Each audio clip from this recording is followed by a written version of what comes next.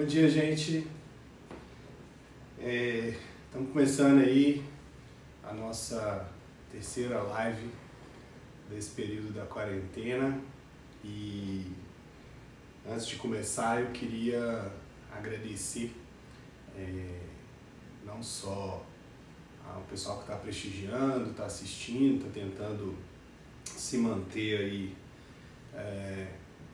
estudando, ou pelo menos tendo algum conteúdo do curso de Direito, enquanto não passa essa fase de cuidado que a gente tem que ter maior, para que essa doença não se torne impossível de ser atendida.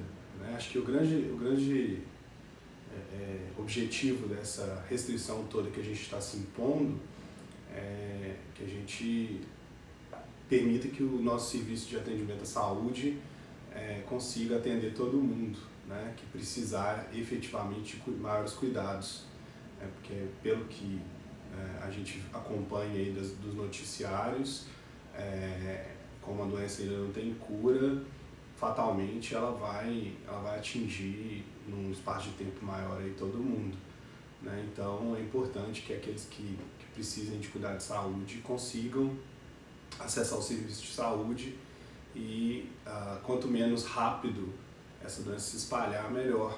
E hoje eu já acordei com a notícia de que teve a primeira morte aqui na região metropolitana, com a suspeita de que seja pelo coronavírus. Um senhor que faleceu em Nova Lima, lá no Hospital Vila da Serra. Então, todo cuidado é pouco, gente? A gente está se restringindo, mas acho que é necessário e eu estou tentando fazer a minha parte. Quero agradecer, então, não só quem tem acompanhado, obrigado mesmo pelo prestígio de vocês, mas também as pessoas que têm me ajudado aí com dicas, com sugestões e até com trabalho mesmo. Então, todos vocês sabem quem são. Então, muito obrigado aí pelo apoio constante que tem me dado aí para que isso dê certo. E eu aguardo muito, pessoal, o feedback de vocês. É importante saber se vocês estão gostando, as críticas são importantes também, o que pode ser melhorado e tudo. Bom, vocês vão ver que tem um material aqui na tela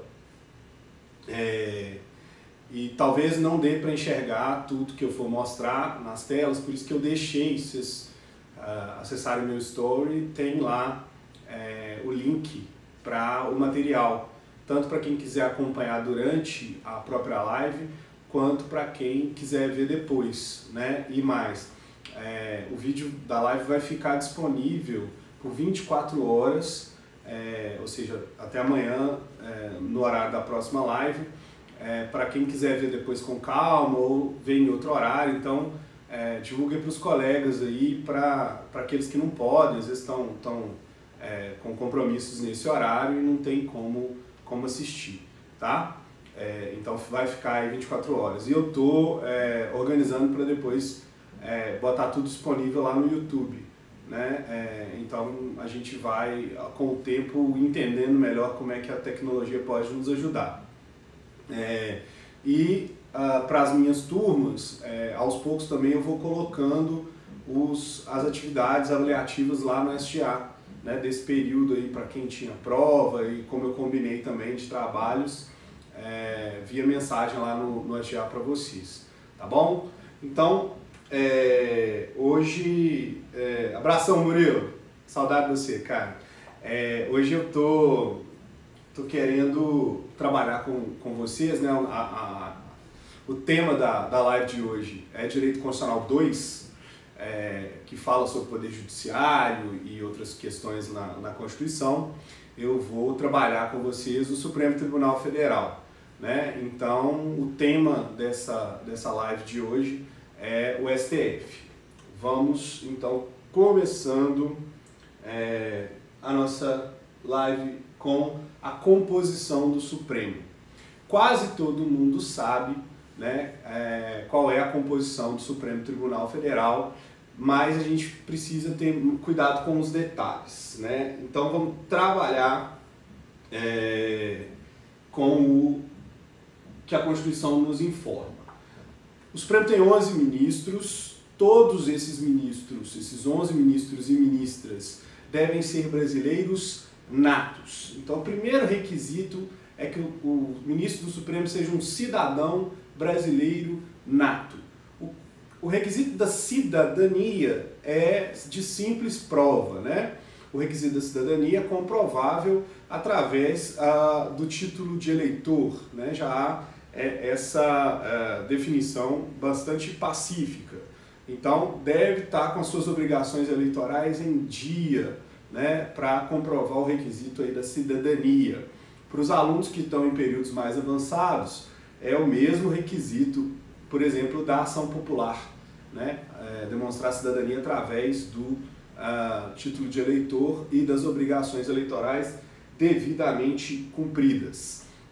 Brasileiros natos, ou seja, o brasileiro naturalizado e o estrangeiro não poderão ser ministros do Supremo Tribunal Federal, né? Eles têm algumas restrições, porque inicialmente a Constituição não diferencia entre brasileiro e brasileiro nato, né? Ela diferencia algumas coisas entre brasileiros e estrangeiros. Mas se a gente for lembrar, por exemplo, no próprio caput do artigo 5º, todos os direitos e garantias fundamentais são voltados não só aos brasileiros, natos e naturalizados, mas também aos estrangeiros. Mas no caso do Supremo Tribunal Federal, para ser ministro ou ministra do Supremo Tribunal Federal, é necessário que seja brasileiro nato ou brasileira nata, né? Os requisitos de natalidade, de nacionalidade, as condições para isso estão ali no artigo 14, 12 até o 14 da Constituição. Basicamente o Brasil adota dois critérios, né? O ius solis e o ius sanguinis. O ius solis é aquele critério que nasceu no território brasileiro, será considerado brasileiro. E o filho de pai ou mãe brasileira será também considerado brasileiro, mas aí em determinadas condições, né? Tem algumas situações em que a nacionalidade brasileira, mesmo sendo tendo o pai ou a mãe brasileiro, pode não ser exercida, tá? Enfim, pode haver um ministro do Supremo Tribunal Federal não nascido no Brasil, mas filho de pai brasileiro ou de mãe brasileira, né? Desde que seja, então, brasileiro nato. Beleza. Tem que ser maior de 35 anos e menor de 65 anos. É um requisito objetivo, né? Não pode ter completado 65 e já tem que ter completado 35 anos no momento da posse, isso é importante, né? Essas idades são consideradas para o momento em que o ministro ou a ministra tomam posse no cargo, tá? E é um requisito, então, objetivo de idade. Há um questionamento em relação a esse requisito, porque foi alterado a idade para a aposentadoria compulsória, né? A aposentadoria compulsória no serviço público era aos 70 anos, quando a Constituição foi promulgada. Com o tempo, né, mais recentemente, isso tem aproximadamente 5, 6 anos, essa idade de aposentadoria compulsória para o Supremo Tribunal Federal foi elevada para 75 anos.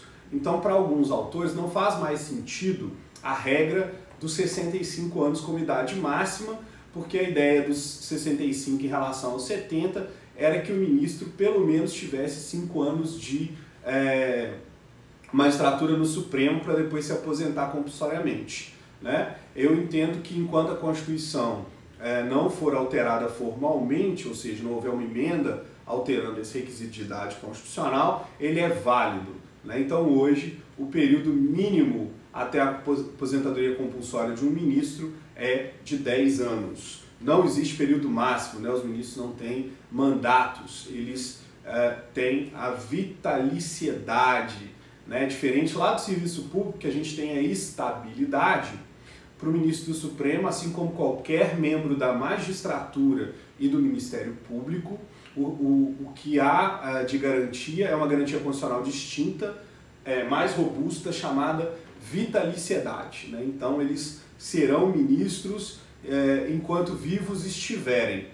Ao aposentar, se tornam ministros ou ministras aposentados, tá? Então, é a questão da vitaliciedade que os ministros do Supremo têm. Aliás, todo ministro do Supremo, ao tomar posse, imediatamente recebe as 3 garantias: a vitaliciedade, a inamovibilidade e a irredutibilidade do subsídio, né? A mais importante aí é a vitaliciedade, porque a questão do subsídio, eles vão ser o teto do Serviço Público Nacional, então não há que se falar em irredutibilidade quando se trata da parte mais alta, da camada mais alta remuneratória. E a inamovibilidade, que é aquele direito de não ser trocado de jurisdição, né, por uma autoridade superior, também atinge os ministros de uma maneira bem mais mitigada, né? Nós vamos ver que tem as turmas do Supremo Tribunal Federal. A vitaliciedade talvez seja melhor aplicável nesse caso, né? O ministro de uma turma não pode ser removido para outra turma sem o concurso da sua vontade, por exemplo, né? Então é possível aplicar na movibilidade ao ministro do Supremo, muito embora de maneira bem mais restrita. Outro terceiro requisito, notável saber jurídico. O ministro do Supremo não precisa ser bacharel em direito, tá? Não precisa. O que ele precisa é ter um saber jurídico notável. Isso vai se aplicar principalmente aos bacharéis de direito, aos juristas, né? Então, o que acontece? Espera-se que o indicado a ministro do Supremo Tribunal Federal seja bacharel em direito ou bacharela em direito. Porém, não é um requisito obrigatório. Basta que seja possível demonstrar o seu notório saber jurídico, né? O que, convenhamos, não é muito fácil para quem não é da área do direito. Beleza. Mas já aconteceu, por exemplo, de indicar um ministro que não fosse bacharel em direito? Pior que já. Eu costumo dizer que no Brasil a gente tem exemplo para tudo ou para quase tudo. No Supremo Tribunal Federal já foi indicado para o Supremo Tribunal Federal um médico, né? No início do século XX, o doutor Barata Ribeiro, médico lá no Rio de Janeiro, foi indicado para o Supremo Tribunal Federal e chegou a exercer o cargo de ministro durante quase um ano, né? Até que o Senado da República o dispensasse, né? Não aprovasse a sua indicação. Mas olha só que interessante, esse ministro é um bom exemplo de que não é necessário o bacharelado em direito. Agora, é indispensável o notório saber jurídico. E como é que vai apurar o notório saber jurídico? Ora, quando ele vai ser, nós vamos ver aqui adiante que ele tem que ser aprovado no Senado Federal, ele vai juntar documentos, né? E, por exemplo, cursos de pós-graduação como mestrado, doutorado, já induzem o notório saber jurídico. Mas além disso, né, de uma documentação, publicação de obras, de livros, de artigos científicos e etc., né, um currículo robusto que esse candidato ou candidata possa apresentar, ele será sabatinado no Senado, né? Um dos objetivos da sabatina é apurar se o ministro efetivamente, ou a candidata, a ministra, efetivamente tem notório saber jurídico, ou seja, tem conhecimento suficiente do direito para exercer o mistério lá junto ao Supremo Tribunal Federal. O quarto e último requisito é a reputação ilibada. O que é uma reputação ilibada? Reputação ilibada é o requisito de uma vida social sem manchas, né? Não pode haver contra ele qualquer suspeita ou qualquer irregularidade provada, né? A reputação dele tem que estar aí de uma maneira bastante limpa, sem qualquer senão, sem qualquer porém em relação à sua conduta social. Objetivamente, isso só é apurado através de atestados de bons antecedentes, certidões negativas de juízos criminais, é feita uma investigação pelo Departamento de Polícia Federal, a pedido do próprio presidente da República ou do ministro da Justiça, enfim, tem que ser algo simples de se apurar, né? Não pode ser alguém que esconda aí um passado de criminalidade ou de envolvimento com situações que possam manchar aí a sua conduta, tá bom? Não é algo assim extremamente exigente, basta que seja uma pessoa com um bom conceito social e que tenha aí, digamos, uma ficha sadia, né? Algo que não conspire contra a sua imagem. Seguindo aqui, então, já sabemos quem são os membros e quais são os requisitos para se assumir uma vaga no Supremo. Como é que funciona o processo de escolha do ministro do Supremo? Como é que alguém se torna ministro ou ministra do Supremo Tribunal Federal? Bom, primeiro, quem escolhe é o presidente da República, tá? É competência exclusiva prevista lá no artigo 84 da Constituição, do presidente da República escolher quem será o ministro ou a ministra do Supremo Tribunal Federal. Então, o primeiro passo é um convite do presidente da República ao candidato a ministro, né, ou a ministra, e esse convite formalizado determina a escolha presidencial. Já é ministro aí? Não, não é. O que vai acontecer? O escolhido ou a escolhida será submetido a uma sabatina na comissão especial lá do Senado Federal. Então o Senado forma uma comissão, essa comissão vai ouvir o candidato ou a candidata ao Supremo, vai indagá-lo ou indagá-la, né? Então o que vai acontecer? Vai marcar uma sessão, o Senado vai se reunir em comissão, não é o plenário do Senado. Essa comissão vai apresentar ao candidato perguntas, vai ouvir as respostas dessas perguntas e ao final da sessão, dessa audiência, né, do candidato, vai formar uma opinião a respeito dele, ou seja, vai ter um relatório do que foi dito lá e esse relatório vai ser encaminhado, depois que aprovado em comissão, ao plenário, ok? Então a comissão ouve, sabatina e encaminha ao plenário. Aí o plenário é que vai aprovar ou rejeitar o candidato ou candidata. É uma votação em plenário e tem que ser atingida a maioria absoluta. Aí então, ó, dos 81 senadores e senadoras, mais da metade tem que ser favorável. Então nós estamos falando de 81 dividido por 2 dá 40,5, não existe meio senador nem meia senadora, então nós estamos falando aí de 41 votos para que o candidato seja aprovado ou a candidata seja aprovada, tá? Então o Senado vai primeiro sabatinar em comissão e depois submeter a votação em plenário. Nessa votação tem que ser atingida a maioria absoluta. Fora o caso do Barata Ribeiro, não há outro exemplo de candidato que tenha sido rejeitado no Senado na história republicana brasileira, tá? Então, é possível que haja rejeição, mas ela não é uma prática comum na história do Senado ou do Supremo Tribunal Federal. Enfim, pode ser, né, nós estamos aí com a possibilidade da abertura de uma vaga, né, a certeza da abertura de uma vaga este ano. O ministro Celso de Mello vai completar 75 anos e deverá ser indicado um novo ministro após a aposentadoria do ministro Celso de Mello, né, um novo ou uma nova ministra, para o lugar dele.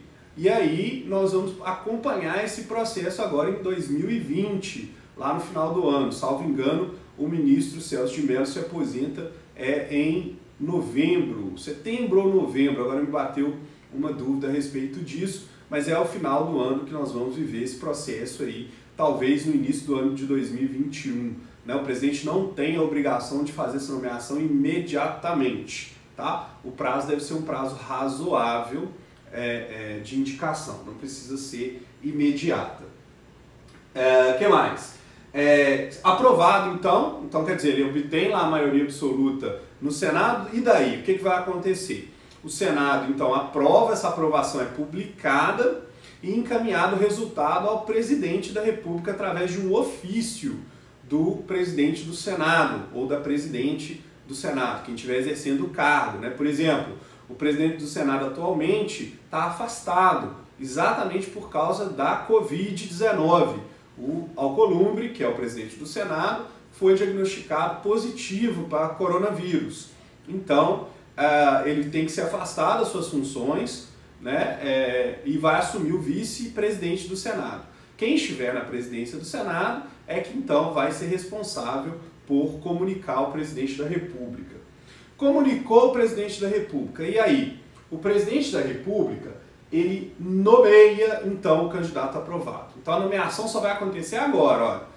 Antes era uma indicação, uma escolha. Aí agora há um ato formal, a publicação no Diário Oficial da União, da nomeação do candidato aprovado na sabatina do Senado e que atingiu lá depois o número mínimo de votos, maioria absoluta. Nomeou, posse. Quem dá posse para o candidato, aí já é o presidente do próprio Supremo Tribunal Federal. É marcada uma solenidade de posse, essa solenidade de posse acontece presidida pelo presidente do Supremo Tribunal Federal. A partir da posse, lembrando que a data da posse é requisito, é momento, né, para contagem de prazos, como por exemplo idade mínima, essa posse então, a partir desse momento, o ministro está nas suas funções, ele recebe todas as incumbências do cargo. E aí ele toma posse, gente, ele vai ser designado para ocupar a vaga do ministro aposentado no plenário, mas as cadeiras mudam de ordem, né? O que acontece? Se vocês olharem lá o plenário do Supremo Tribunal Federal, ele tem uma forma de U, né? E lá no fundo, onde fica a mesa do Supremo Tribunal Federal, fica o presidente do Supremo. Do lado direito do presidente do Supremo, o Procurador-Geral da República é que atua, tá? É o Ministério Público Federal representado lá junto ao Supremo Tribunal Federal. Ao lado esquerdo, a secretária ou o secretário-geral do Supremo, que é responsável pelas pautas e por assessorar o ministro-presidente. Nas duas bancadas laterais, os ministros ocupam os lugares tradicionalmente pela ordem de entrada, pela ordem de posse no Supremo Tribunal Federal. O decano, que atualmente é o ministro Celso de Mello, e por coincidência é o mais velho, mas não é necessariamente isso, viu, gente? O decano não é o ministro mais velho, o decano é o ministro mais antigo, é o que foi nomeado com data mais anterior, mais antiga. Esse decano é o que senta mais próximo do presidente e do Procurador-Geral da República. Então, olhando da perspectiva do presidente, o decano vai estar no primeiro assento à sua direita. E o ministro mais novo no Supremo, ou a ministra mais nova no Supremo, o último ou a última a tomar posse, vai se sentar lá na primeira cadeira, olhando da perspectiva do presidente do lado esquerdo, tá? Então vai fazendo um zigue-zague. O mais antigo senta na primeira cadeira lá do lado esquerdo, né, na última da perspectiva do presidente, na primeira da perspectiva de quem está falando de frente para o presidente, e aí depois primeira da direita, segunda da esquerda, e vai fazendo em zigue-zague até o decano, o ministro atualmente, o ministro Celso de Mello. Vocês vão reparar, por exemplo, que assim que o ministro Celso de Mello aposentar, o ministro Marco Aurélio vai passar a ocupar a posição do decano. Ele será o ministro mais antigo. Então ele vai trocar de lado. E isso vai fazer com que todos os ministros troquem de posição também. Tá? Então esse é um detalhe, é mais uma curiosidade, né, de uma tradição, de um costume lá do Supremo Tribunal Federal. Então é isso. Encerrou o processo de escolha com a posse que é feita lá no Supremo Tribunal Federal, presidida pelo próprio presidente do Supremo. Seguindo aqui, como é que funciona e qual é a estrutura do Supremo Tribunal Federal? Bom, há o plenário e há duas turmas. O plenário é a composição total do Supremo Tribunal Federal, ou seja, os 11 ministros e ministras reunidos, né? É esse espaço aí que eu acabei de mencionar para vocês. O plenário, ele vai julgar o controle concentrado de constitucionalidade, né? Então todas as ações diretas de constitucionalidade vão cair para plenário. Júlia, se o decano tem funções especiais. O decano não tem funções especiais regimentais. Qual é a função especial, digamos, que o decano tem? O decano fala pelo Supremo Tribunal Federal no mesmo nível do presidente. só que não em assuntos administrativos, em assuntos institucionais. Então, como é que funciona? O presidente ocupa uma função administrativa. Ele preside o tribunal e preside um poder da República, que é o poder judiciário, né? Então, essa é uma função do presidente do Supremo Tribunal Federal que nenhum outro juiz, nenhum outro ministro tem, que é presidir o poder judiciário brasileiro. E como o presidente do Poder Judiciário brasileiro, ele se relaciona com os outros poderes, né? Com os presidentes do Poder Legislativo, com o presidente do Poder Executivo, com outros órgãos, né? O Ministério Público, a Defensoria, a Advocacia e etc. Então ele tem funções administrativas, funções de presidente de poder. Mas o decano, pelo respeito à sua antiguidade no cargo, ele fala institucionalmente pelo Supremo. Então, se você reparar, por exemplo, quando o Supremo é atacado ou quando o Supremo é de alguma maneira criticado de uma maneira mais ferrenha, mais veemente, quem fala pelo Supremo é o decano, né? Ou seja, ali é um momento que o Supremo está falando institucionalmente, buscando respeito à instituição Supremo Tribunal Federal, independentemente de quem o presida, né? Então ele tem essa voz oficial, ele tem essa possibilidade de falar em nome do tribunal. Essa é a grande função. É como se a gente olhasse para o decano e enxergasse o respeito que é necessário ter por aquela instituição que é o Supremo Tribunal Federal. Agora, em termos administrativos e judiciários, ele não possui função. Mas, por exemplo, só para a gente terminar esse pedacinho, quando tem aqueles arranca-rabos lá do Supremo, quando tem aquelas brigas, muitas vezes entre ministros, né? Quem não se lembra do Barroso brigando com o Gilmar Mendes, né? Com aquelas frases rebuscadas, né? Quem chama a atenção ali normalmente é o decano, né? Buscando ali que a instituição seja preservada, que o respeito seja mantido. Então, críticas externas, às vezes críticas internas também. Eu lembrei aqui do Barroso e do Gilmar, mas o Gilmar, como um belo de um porco espinho, que ele lembra de brigas dele também com o ex-ministro Joaquim Barbosa, né, que também era bastante beligerante, bastante, digamos, firme nas suas posições, né? Nem sempre com razão, mas bastante firme com posições muitas vezes polêmicas. E o Gilmar da mesma maneira, né? Então essa é a grande função do decano, meio que fazer a função de quem é mais velho ali de casa e pedir que tenha o respeito institucional ao órgão, não só os próprios ministros, mas também toda a sociedade, a mídia, os outros poderes e etc. Beleza. Então, o plenário é esse espaço. Por que é o plenário que vai fazer controle de constitucionalidade concentrado? Por causa do artigo 94 da Constituição, a chamada cláusula de reserva de plenário. O que é a cláusula de reserva de plenário lá do artigo 94 da Constituição? Quando se for declarar a inconstitucionalidade de uma lei, sempre, qualquer tribunal tem que fazer isso pelo seu órgão pleno. Então, não pode haver declaração de inconstitucionalidade de lei por órgão parcial, por órgão fracionário de tribunal. O que isso quer dizer? Que o Tribunal de Justiça, para julgar inconstitucional uma lei mineira ou para julgar inconstitucional uma lei federal, aqui em Minas, por exemplo, ele precisa reunir o seu pleno ou o seu órgão especial. Como os tribunais são muito grandes, o que acontece? Tem muitos desembargadores, muitos componentes.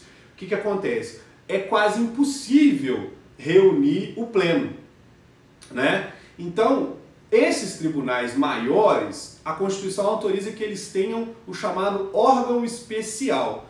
E o que é o órgão especial? São os magistrados mais antigos do tribunal que vão ocupar a função que seria do plenário, tá? E aí o artigo 94, ele exige que a declaração de inconstitucionalidade de uma lei sempre seja feita pelo Pleno ou pelo órgão especial que o substitua, tá?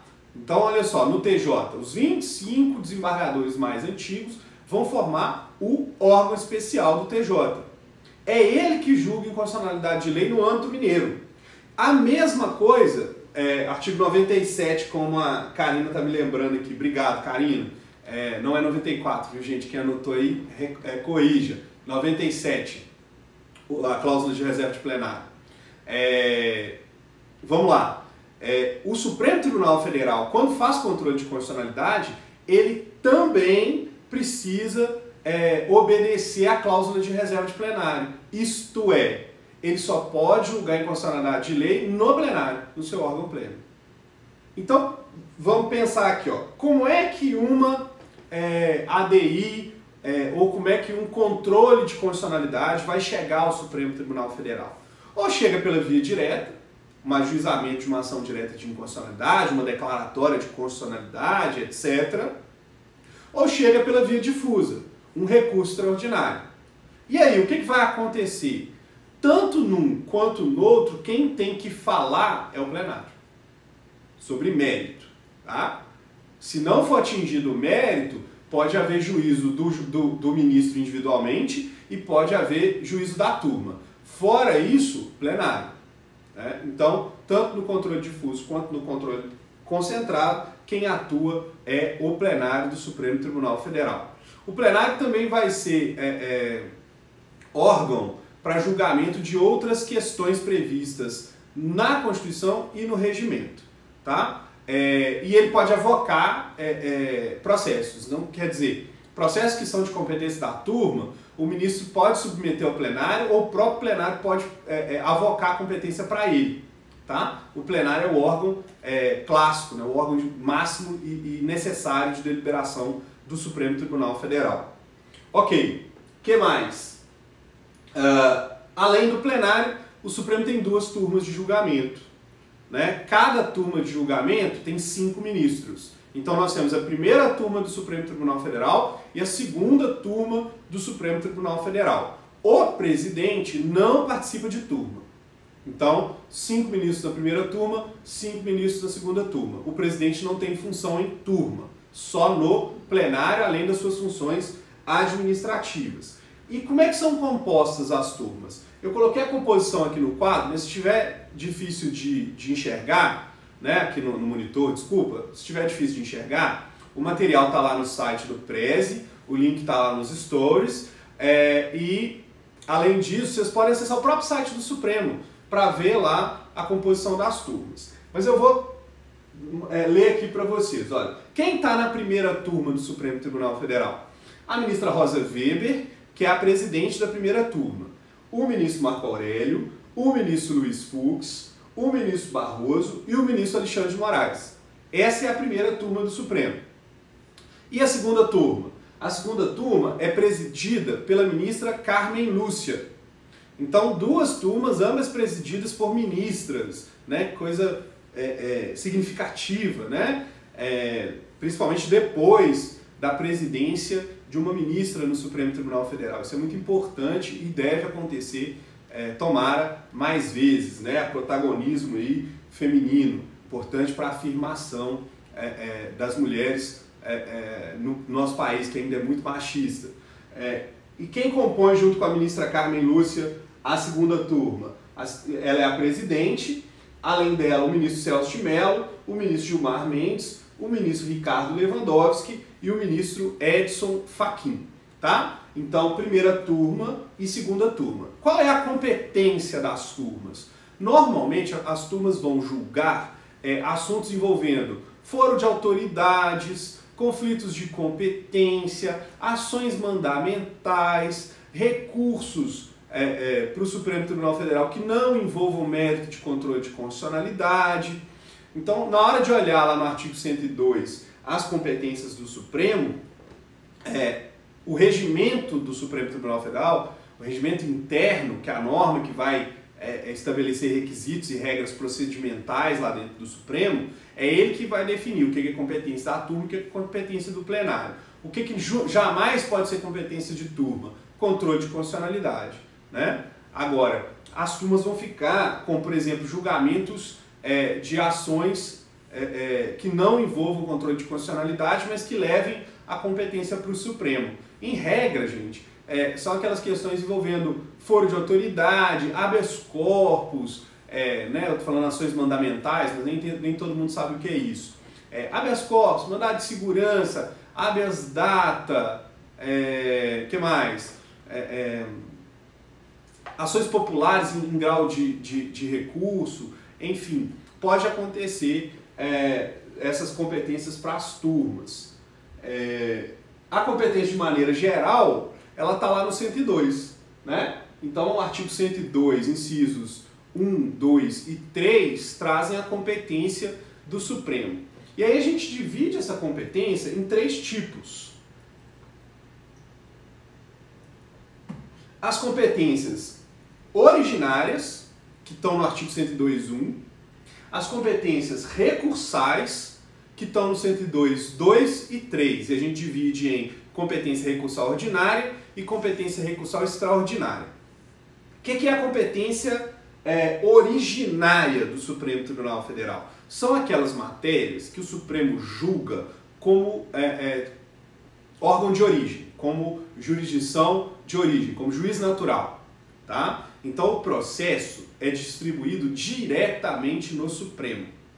E aí a gente pode analisar os casos lá do 102, inciso 1º, né? São várias e várias alíneas. O que tem ali?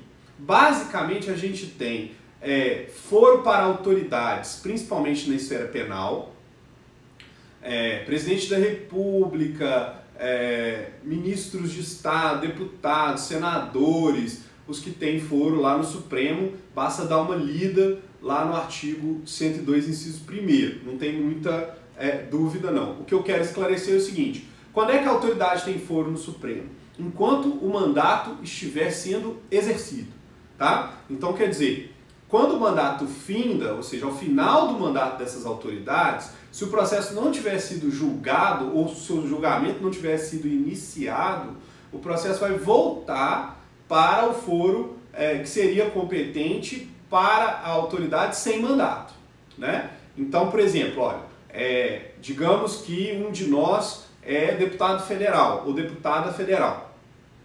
Se uma ação penal for distribuída contra nós no Supremo Tribunal Federal, ela será julgada lá no Supremo.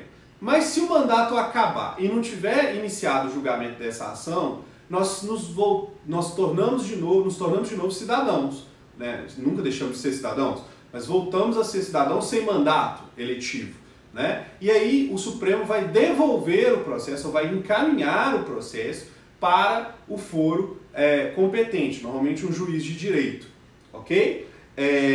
E aí, se for o contrário, eu sou um cidadão, qualquer cidadão, e me torno deputado ou deputada. Ações penais que eventualmente corram contra mim serão encaminhadas ao Supremo Tribunal Federal, tá? E lá serão processadas e julgadas.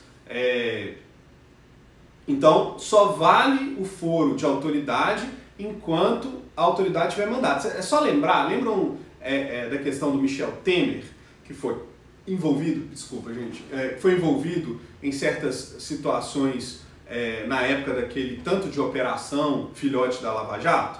Pois bem, enquanto ele era presidente da República, ele sequer podia ser responsabilizado. Se fosse, porque ele poderia ser responsabilizado por um crime que tivesse a ver com o mandato, ele seria responsabilizado no Supremo Tribunal Federal. Depois que ele deixou de ser presidente, o que vai acontecer? A responsabilização dele pode se dar e vai se dar no foro do juiz natural, ou seja, crimes contra a União na Justiça Federal, um juiz ou juíza federal, crimes comuns não contra a União, num juiz ou juiz de direito estadual mesmo, tá? Então o foro do Supremo é um foro de autoridade e só é válido enquanto essa autoridade tiver mandato.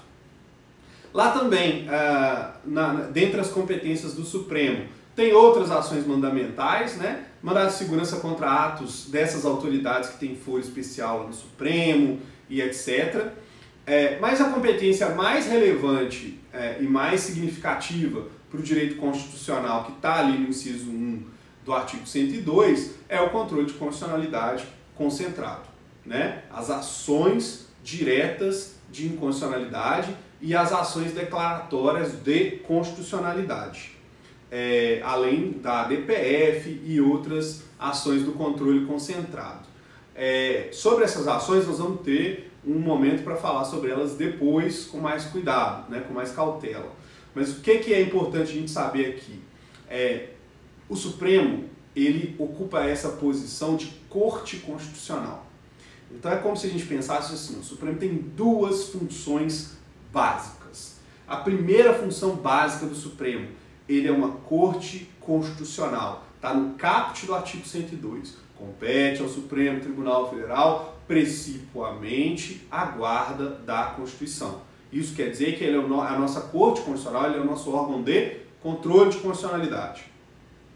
Pelo artigo 102.1, letra A, ele faz o controle através das ações diretas, ADI, ADC e as ações que são decorrentes desse modelo, ADI por omissão, ação de descumprimento de preceito fundamental, que é a ADPF, etc. Então, o controle direto, o controle concentrado, responsabilidade do Supremo. Mas é só o Supremo que faz controle de constitucionalidade? Não. Todos os juízes e todos os tribunais do Brasil têm o dever de não aplicar nos casos concretos leis inconstitucionais. Então eles vão fazer controle de constitucionalidade, mas difuso, tá? Esse controle de constitucionalidade vai chegar ao Supremo de outro jeito. Nós vamos ver que ele vai chegar pelo inciso 3º do artigo 102, pelo recurso extraordinário. Bom, então 102.1, alíneas, competência ordinária, aquela que é inicial do Supremo, que ele age como juiz natural, o foro é o próprio Supremo Tribunal Federal desde a origem do processo. Competência recursal, aí o processo vai chegar no Supremo através de um recurso, certo? E aí a gente tem dois tipos de recurso que vão chegar ao Supremo. Ou o recurso vai chegar ao Supremo de maneira ordinária, ou o recurso vai chegar no Supremo de maneira extraordinária. As hipóteses de recurso ordinário para o Supremo Tribunal Federal estão no artigo 102, inciso 2. E são só duas alíneas previstas lá no inciso 2 do artigo 102 da Constituição. Primeiro, ações mandamentais que sejam denegadas. Então, habeas corpus, mandado de segurança, etc., que tiveram a ordem denegada em única instância, ou seja, uma única instância, a recursal extraordinária é o Supremo Tribunal Federal, tá? 102.1a. A gente pode abrir aqui a Constituição para ilustrar para vocês aqui de maneira mais clara, porque nem todo mundo que deve estar ao vivo aí comigo teve as aulinhas de processo recursos, né? Olha aí, olha. Julgar em recurso ordinário o habeas corpus, o mandado de segurança, o habeas data e o mandado de injunção, decididos em única instância pelos tribunais superiores, se denegatória a decisão. Então, quer dizer, um mandado de segurança ajuizado lá no STJ, ou ajuizado lá no TSE, ou ajuizado lá no Tribunal Superior do Trabalho, o que vai acontecer com ele? Ou ele vai ser admitido lá embaixo, né, nos tribunais superiores, e aí não tem recurso algum, pelo menos não o recurso ordinário, ou ele vai ter a ordem denegada. Se a ordem for denegada, o impetrante do mandado de segurança, do habeas corpus, etc., ele tem a possibilidade de recorrer direto para o Supremo, tá? Então é um recurso ordinário constitucional, é o ROC, né? Recurso ordinário constitucional do Tribunal Superior para o STF. A segunda possibilidade é o crime político, né? O Supremo Tribunal Federal é instância recursal contra decisões envolvendo crime político, né? Então, quando há julgamento de crime político, o recurso é ao Supremo Tribunal Federal. Isso é raríssimo. a questão de crimes políticos. Tá? Existe uma lei específica que define os crimes políticos e, na eventualidade de um julgamento com base nessa norma, que nem toda ela foi recepcionada pela Constituição atual, diga-se, né? Existe um movimento de luta no mundo inteiro contra essa definição de crimes políticos, que pode haver perseguição com né, a falsa dicção que seria uma atitude criminosa, poderia justificar uma perseguição política. Então, olha só, nesse caso, tanto na letra A quanto na letra B do inciso 2 do artigo 102, o Supremo recebe como se ele fosse o tribunal de recurso mesmo, né? Ele cumpre o papel de segunda instância, de instância recursal, por isso que o recurso é ordinário. A terceira possibilidade é o recurso extraordinário. O recurso extraordinário é um recurso de controle de constitucionalidade difuso. Então, o processo chega ao final lá num tribunal estadual ou no Tribunal Regional Federal competente e nesse processo foi decidida uma questão constitucional. Uma lei foi declarada constitucional ou foi julgada inconstitucional para que o mérito fosse decidido do processo, né? Então o que vai acontecer nesse tipo de caso, gente? Há uma possibilidade de fazer o recurso extraordinário direto para o Supremo Tribunal Federal. Então houve uma decisão de um juiz, recorreu-se para o tribunal competente e o tribunal competente tomou a decisão. Nesse caso, se houver discussão de constitucionalidade no processo e se a decisão claramente abordar o tema, né, há a possibilidade do recurso extraordinário para o Supremo.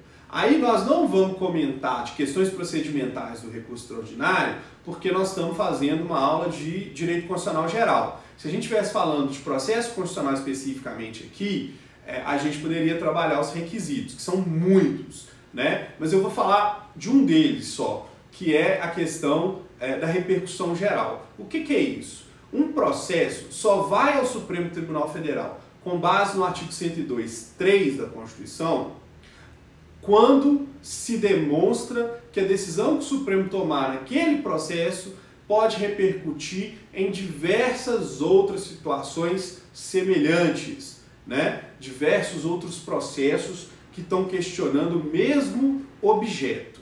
Então esse é um requisito que precisa ficar comprovado. Repercussão geral, né? É o primeiro filtro lá que o Supremo vai utilizar para entender se aquele processo merece ou não ser julgado lá pelo plenário do Supremo Tribunal Federal. Tá? E aí é interessante porque vai ser escolhido um ou alguns processos como representativos dessa controvérsia, né? Ou seja, é algo que está repercutindo aí no país todo, ou em boa parte do país, e precisa ser julgado. Aí o Supremo admite para julgamento. Aquele caso, aquele grupo de casos que representam a controvérsia no Brasil inteiro, julgados pelo Supremo, vão funcionar como precedentes obrigatórios para todos os outros casos semelhantes, né? Eles vão condicionar a atuação lá dos tribunais e juízes de direito nas situações similares.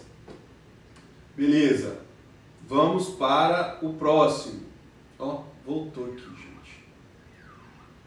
Não sei porquê. Aqui, né? Estávamos aqui na competência. Opa! Vamos aqui para uma outro tema importante aí da atuação do Supremo. Se tem a ver com recurso repetitivo. Não. A sistemática do recurso repetitivo é típica de tribunal superior, tá? Para o Supremo Tribunal Federal, a sistemática é a outra. É a chamada repercussão geral, tá? O Código de Processo Civil ele vai tratar o recurso repetitivo de uma maneira que, quer queira ou não, guarda alguma semelhança com a repercussão geral, mas não é a mesma coisa. O que é, voltando aqui um pouquinho, a repercussão geral? Imagina que num determinado caso, envolvendo, por exemplo, regras para cumprimento de pena em estabelecimentos federais, haja lá uma discussão sobre a constitucionalidade da lei que fala, por exemplo, de progressão de regime, tá? Então, um caso assim, vou até dar um exemplo mais específico. Lá na lei dos crimes hediondos, tem uma regrinha que fala que não pode ter progressão de regime em determinados casos, né? Então, assim, imagina o tanto de presidiário que foi condenado e está preso com base em norma que declara que o crime é hediondo e que tem que entrar num regime de cumprimento de pena diferenciado, né? Mas digamos que um advogado ou um defensor público de um preso numa situação dessa resolva questionar a lei que obriga o juiz a não conceder a progressão de regime, né? Então fala assim, essa lei é contrária à Constituição, porque a Constituição fala que não pode ter determinado tipo de pena, né? Penas excessivamente severas e etc. Existe toda uma ordem constitucional por trás disso. Então essa lei é inconstitucional, o juiz não pode negar a progressão de regime. E aí o juiz concorda com isso, fala, a lei é inconstitucional, eu vou autorizar a progressão do regime. Aí o Ministério Público resolve recorrer para o Tribunal de Justiça competente. O Tribunal de Justiça mantém, aí olha só, pelo seu órgão pleno, o afastamento da lei por inconstitucionalidade. O que vai acontecer? Um recurso extraordinário para o Supremo Tribunal Federal. E aí qual que é a responsabilidade de quem recorre num caso desse, né? Seja o Ministério Público, seja o defensor do réu. A responsabilidade primeira dele é provar que aquele casinho ali pode ter impactos em diversos outros cidadãos que estão na mesma situação, não necessariamente com a ação ajuizada. Então não é uma sistemática igual à do recurso repetitivo de controvérsia, ou recurso repetitivo. É uma sistemática similar, mas completamente própria do Supremo Tribunal Federal. A gente só vai ver isso lá no Supremo. Então tem que provar assim, olha, declarar a constitucionalidade ou a inconstitucionalidade dessa norma muda uma sistemática que atinge uma série de cidadãos, ou uma série de empresas, ou uma série de órgãos públicos, enfim, há uma repercussão da causa em mais de um processo, em uma série de processos, ou seja, um número relevante de situações, tá bom? E só assim que o Supremo admite o julgamento da causa. Agora que vocês estão com tempo, né? Dá uma entradinha lá no site do Supremo Tribunal Federal e acesse uma área que chama assim, temas de repercussão geral. Dá uma olhada lá para você ver. Tem uma série de temas que vão funcionar exatamente parecido com esse tema aqui, ó, que está nesse último slide nosso aqui, que são as súmulas, né? Qual que é a ideia disso? Estabilizar as decisões judiciais no país inteiro. Evitar que, dependendo do juiz que pega o seu processo, ele vai declarar a inconstitucionalidade ou não de uma lei, né? Para dar um outro exemplo que já aconteceu na minha vida de advogado, na minha advocacia prática, né? O que acontece? A gente tinha uma série de processos no Justiça do Trabalho envolvendo a responsabilidade objetiva do Estado, tá? Então, vários trabalhadores, em litígio com as empresas que os empregavam, também colocaram o Estado no processo, entendendo que o Estado deveria responder subsidiariamente caso a empresa não arcasse com a sua responsabilidade trabalhista. E lá na Lei 8666 tem uma regrinha que fala que o Estado não responde por obrigação trabalhista, né? Só que existia uma súmula do TST, a 331, ela ainda existe, né, mas ela foi modificada, que falava que poderia haver essa responsabilização, inclusive do Estado. E aí tinha essa briga, tinha juiz do trabalho que entendia que não poderia haver de jeito nenhum a responsabilidade subsidiária do Estado e tinha juiz do trabalho que declarava, né? E aí, através de uma ADC, uma ação declaratória de constitucionalidade, o Supremo pacificou a questão, falou assim, olha, o Estado só responde subsidiariamente, em regra não responde, mas responde em determinadas situações. Aí decidiu pela ADC, todo mundo achou que estava resolvida a situação. Não estava, porque aí o TST mudou a súmula e os juízes começaram a manter a responsabilidade subsidiária de outro jeito, né? Falando que competia ao Estado provar que não foi responsável pela conduta incorreta da empresa, ou seja, que não concorreu com a responsabilidade ali. E aí continuava condenando o Estado subsidiariamente. O que precisou acontecer? Um processo chegar ao Supremo Tribunal Federal através de um recurso extraordinário com repercussão geral, ou seja, o Estado chegou até o Supremo recorrendo, falando assim, olha, nesse caso aqui, o juiz está responsabilizando o Estado de uma maneira que não poderia acontecer.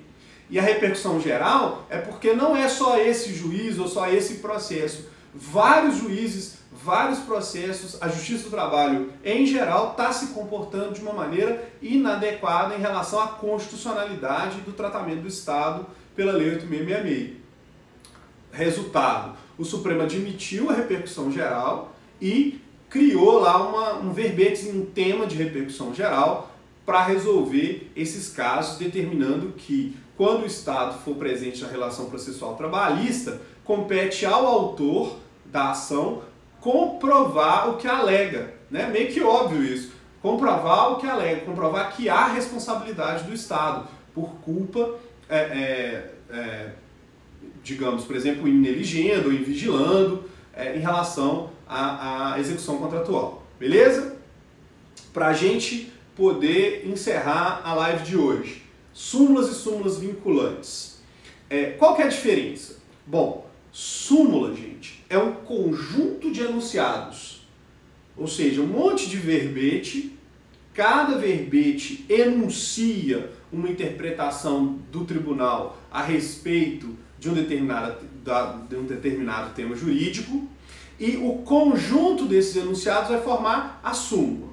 Por vício de linguagem, a gente acaba dizendo que a súmula número tal do Supremo Tribunal Federal. O correto, o exato é falar assim, o enunciado número tal da súmula do Supremo Tribunal Federal. Porque súmula, gente, é o conjunto dos enunciados que vai registrar a interpretação pacífica ou majoritária do tribunal a respeito de um tema a partir do julgamento de diversos casos semelhantes, diversos casos análogos. Então a súmula é isso, o tribunal está julgando vários casos, todos os casos do mesmo jeito e resolve então pacificar isso através da edição de um enunciado que vai compor a súmula.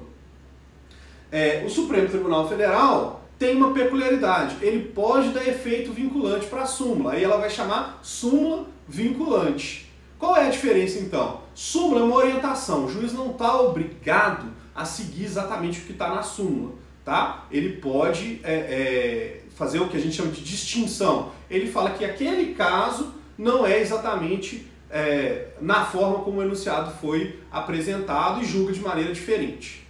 Outra situação é a súmula vinculante. Também é um conjunto de enunciados, mas ele vai ter efeito vinculante, ele é obrigatório, né? Para isso, 2/3 dos ministros do Supremo, 8 votos, tem que aprovar o enunciado da súmula, tá? Então, aprovar da súmula vinculante, ela vai assumir caráter obrigatório. Ela vai vincular toda a administração pública e todos os juízes e tribunais, beleza? Então, súmula é a interpretação do tribunal sobre um determinado tema coletivo, lá o conjunto de enunciados. Súmula vinculante é diferente, ela passa por um processo de aprovação peculiar por 8 votos, e vai vincular, vai tornar obrigatória a decisão judicial no sentido da súmula. Estamos encerrando aqui hoje, quero agradecer todo mundo que assistiu a nossa live, tá? Dizer que estou à disposição para responder as perguntas que forem relevantes para vocês. Muito obrigado mesmo, bebam muita água, lavem sempre as mãos. Um beijo para todo mundo, espero que sejam todos saudáveis aí, vocês e as famílias de vocês, tudo de bom. A gente se vê na live de amanhã e para quem é de constitucional, nas lives da semana que vem. Beijão!